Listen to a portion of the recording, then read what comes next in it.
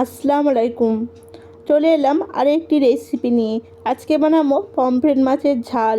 চলুন দেখে নেওয়া যাক। তার জন্য নিয়েছি মেন উপকরণ পমফ্রেট মাছ।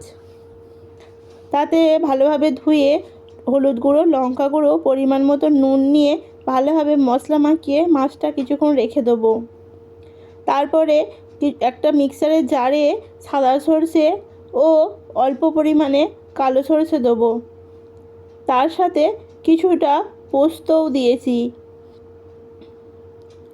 তারপরে এই শুকনো উপকরণগুলো একটু ঘুরিয়ে নেব, যাতে পেস্টটা খুব সুন্দর হয়, বোঝা না যায় একটা মিক্সারে করা, কোনো গোটা গোটা থাকবে না, ভালোভাবে পেস্টটা হবে। একটু শুকনো ঘুরিয়ে নিয়েছি, তার সাথে দিয়েছি অল্প পরিমাণে নুন ও অল্প পরিমাণে হলুদ গুঁড়ো, তার সাথে দিয়েছি দুটো চেরা কাঁচা লঙ্কা, আর দিয়েছি টক দই। টক দইটা দিয়ে সামান্য পরিমাণে জল দিয়েছি, আর আধখানা দিয়েছি টমেটো।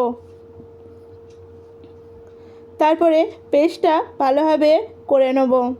দেখুন পেস্টটা কত সুন্দর হয়েছে। তার মাছ ভাজতে দেবো, তার জন্যে তাওয়া গরম করে তাতে তেল দিয়েছি।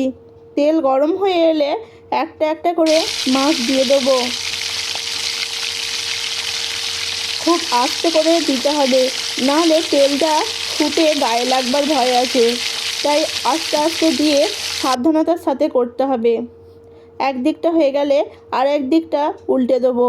যেহেতু এটা পমফ্রেট মাছ, এই মাছ খুব নরম প্রকৃতির হয়, তাই একটু অসুবিধা হতে পারে, কিন্তু সাবধানতার সাথে করতে হবে। সব মাছ ভাজা হয়ে গেলে তুলে নেব। ওই একই তেলে কালো জিরে ও কাঁচা লঙ্কা চিরে ফোড়ন দেবো। ফোড়নটা হালকা নেড়ে চেড়ে তাতে মিক্সারের যে মশলাটা করলাম, পোস্তটা, সরষে পোস্ত বাটলাম, সেই বাটাটা দিয়ে দেবো। তারপরে মিক্সারটা জারটা ধুয়ে পরিমাণ মতো জল দিয়ে দেবো। জলটা অল্পই দিতে হবে।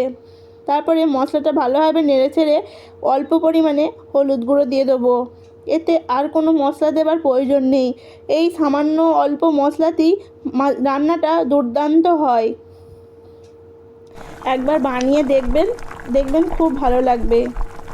তারপর ভালোভাবে ফুটে এলে আস্তে আস্তে মাছগুলো দিয়ে দেবো।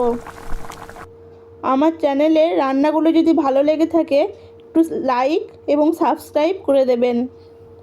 তারপরে যেহেতু টমেটো ও টক দই দুটোই দেওয়া আছে, তাই অল্প পরিমাণে চিনি আর ওপর থেকে কাঁচা লঙ্কা ও ধনেপাতা ছিটিয়ে একটু ফুটতে দেবো। তাহলেই রেডি হয়ে যাবে দুর্দান্ত স্বাদের পমফ্রেট মাছের ঝাল। একটু ঢাকা দিয়ে রেখে দেবো।